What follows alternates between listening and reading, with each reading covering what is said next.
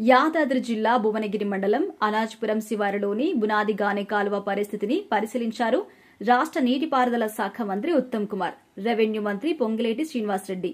అనంతరం సమీక్ష సమావేశంలో పాల్గొన్న ప్రభుత్వ విప్ ఆలేరు ఎమ్మెల్యే బీర్ల ఐలయ్య మాట్లాడుతూ, గత ప్రభుత్వంలో ప్రాజెక్టు పనుల నిమిత్తం రైతుల నుండి భూసేకరణ జరిగినప్పటికీ వారికి ఎటువంటి నష్టపరిహారం చెల్లించలేదు అని, ఆ విషయంలో వారికి న్యాయం చేయాలని మంత్రి ఉత్తమ్ కుమార్ రెడ్డిని కోరారు.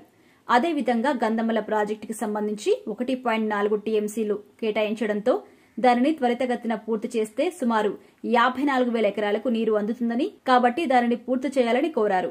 వైఎస్ రాజశేఖర రెడ్డి ముఖ్యమంత్రిగా ఉన్న క్రమంలో ఏర్పాటు చేసిన దేవాదుల ప్రాజెక్టును కొన్ని మరమ్మతులు చేస్తే 16,000 ఎకరాల రైతులకు సహాయం చేసిన విధంగా ఉంటుందని తెలియజేస్తూ ఈ ప్రాజెక్టుని పూర్తి చేయాల్సిందిగా వారు ఉత్తమ్ కుమార్ రెడ్డిని కోరారు.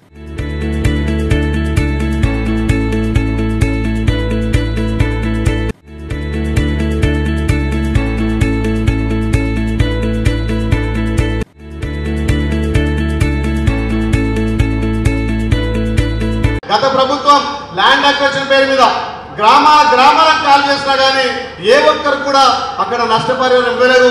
దయచేసి మీరు అమౌంట్ ఇప్పించాల్సిందిగా మీరు ఒక కృత నిశ్చయించోటి ఆ 50 లక్షల ఆశతోటి ఏదైతే మా గంధమలను 1.4 టీఎంసీగా కేటాయించినో అది త్వరగా పూర్తి చేసి అన్న తక్కువ బడ్జెట్ తోటి 575 కోట్లతోటి సుమారు 54,000 ఎకరాలు నీరుంటది. కాబట్టి మీరు త్వరగా పూర్తి చేయాలి.